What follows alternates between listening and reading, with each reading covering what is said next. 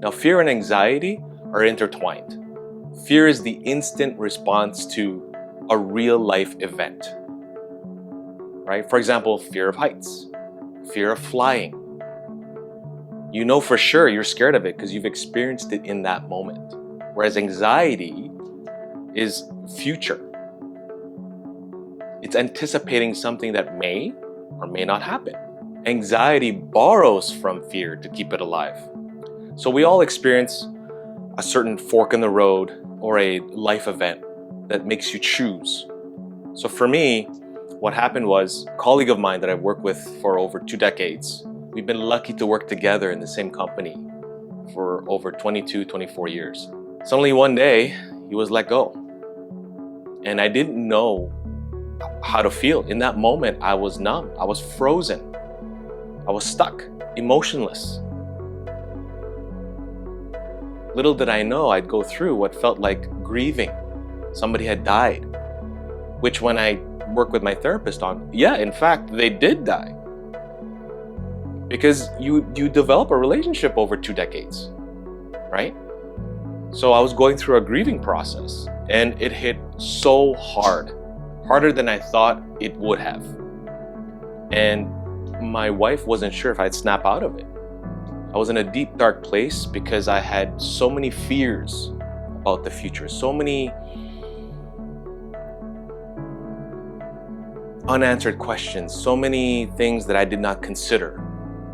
What if it would happen to me? What do I do? What's plan B? What are my contingencies? All of those things started to percolate up. Luckily, now that I think back, so during that time, there were voices that were coming. And the loudest of them was saying, well, what are you waiting for? He just got laid off. And he was a super hard worker, just like you. So what are you waiting for? Now, to put things into context, I've had so many ideas in the past. I was just too afraid to try.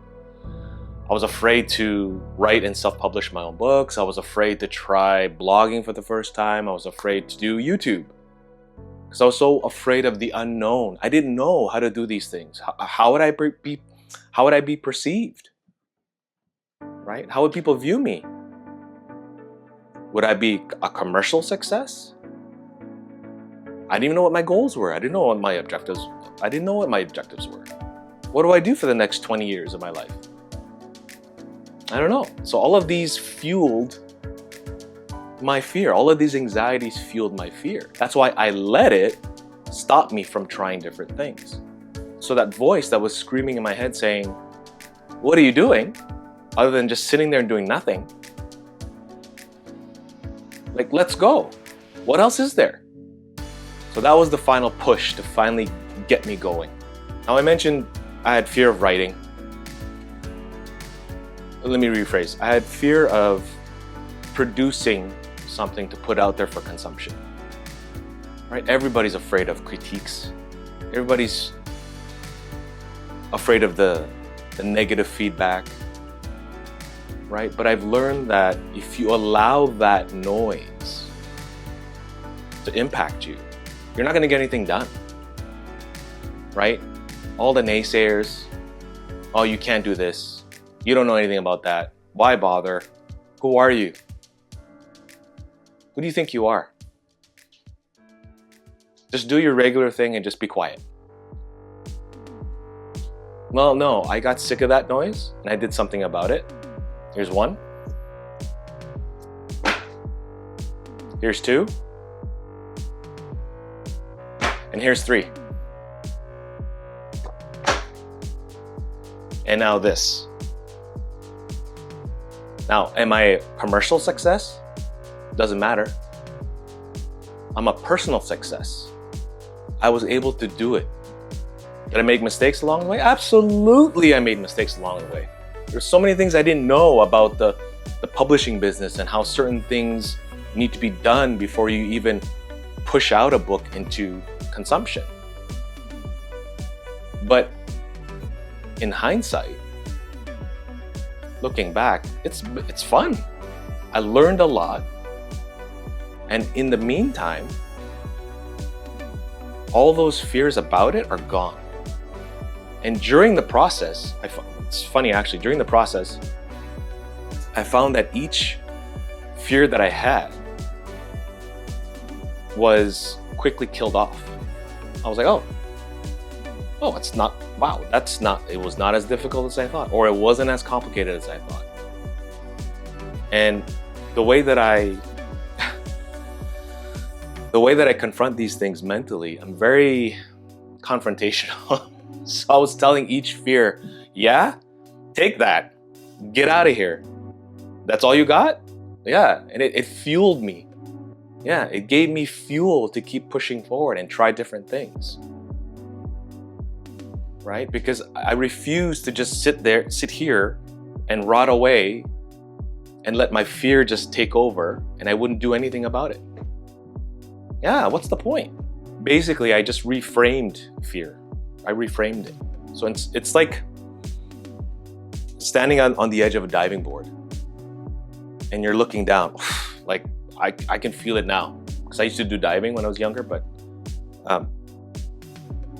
we forget sometimes that it's the thrill of the actual dive, right? So once you jump, once you leap, it's something that, you know, I feel that a lot of people regret not doing, not experiencing. Because we get so caught up on that initial, barrier of entry that we just stop. We just turn back. When if we had just given something and we just pushed a little bit more and just broke through that first wall, right? There's an experience there. And that's what life's about, experiences. And the other driver that I had too was I realized as I'm doing all of these side projects. So just for context, I still have a full-time job. So I find every opportunity that's free to do it. So for example, my lunch breaks. So every lunch break, instead of consuming, instead of watching YouTube or watching the news or watching a movie or watching a show, I'm planning, I'm filming, I'm writing, right? And once the kids are asleep, I find moments there. I find pockets of time that I can say, okay, I'm going to do some of this. And I set a cadence. So you don't do it every day because you can just burn yourself out. But I set a cadence in a routine that says, okay, on this day, at lunchtime, I'm doing this. On this day, once the kids are asleep, I'm doing this.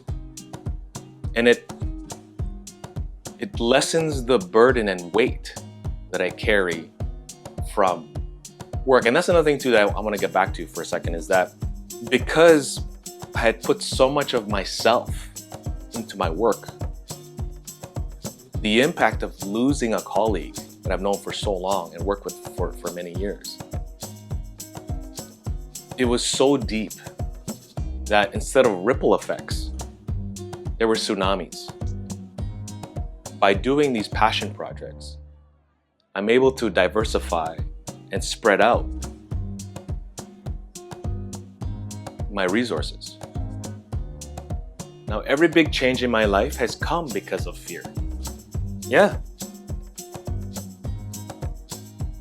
And once I got past that first barrier of entry, I realized on the other side, there was growth, there was fulfillment, there was some joy. Now, is it easy? Absolutely not. It's so difficult. And it takes a lot of effort to do it.